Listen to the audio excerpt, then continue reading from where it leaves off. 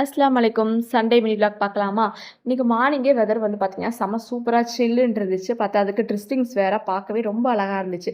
So இந்த கிளைமேட்க்கு நல்லா சுட சுட ஆவி பறக்க இட்லி அவிச்சிட்டேன். கூடவே ரோட் சைட் சாம்பார் இருக்கும் இல்லையா? அத தான் ட்ரை பண்ணியிருந்தேன் இன்னைக்கு. ரொம்ப சூப்பரா வந்துருந்துச்சு. 2 காம்பினேஷன் அவ்வளோ சூப்பரா இருந்துச்சு. நல்லா என்ஜாய் பண்ணி பிரேக்ஃபாஸ்ட் சாப்பிட்டு முடிச்சாச்சு. அதுக்கப்புறம் என்ன லஞ்ச் தானே. ஸோ லஞ்சுக்கு ஹஸ்பண்ட் இன்னைக்கு வந்து சிக்கன் வாங்கிட்டு வந்துருந்தாங்க. ஸோ நல்லா க்ளீன் பண்ணி, வாஷ் பண்ணி, இன்னைக்கு சமைக்கிறதுக்கு கொஞ்சமும் பேலன்ஸ் எடுத்து ஃப்ரீசர்ல போட்டு வச்சாச்சு. இன்னொரு நாளைக்கு செஞ்சுக்கலாம் அப்படின்னு. ஸோ எப்பவுமே சிக்கன் வாங்குனா எங்க வீட்ல 98% பார்த்தீங்கன்னா, ரசமும் சிக்கன் கிரேவி இதுதான். இந்த காம்போ தான் எங்களுக்கு ஃபேவரைட். ஸோ எப்பவுமே அதுதான் செய்வோம். இன்னைக்கு ஹஸ்பண்ட் வந்து சிக்கன் குருமா செஞ்சு சொல்ட்டாங்க.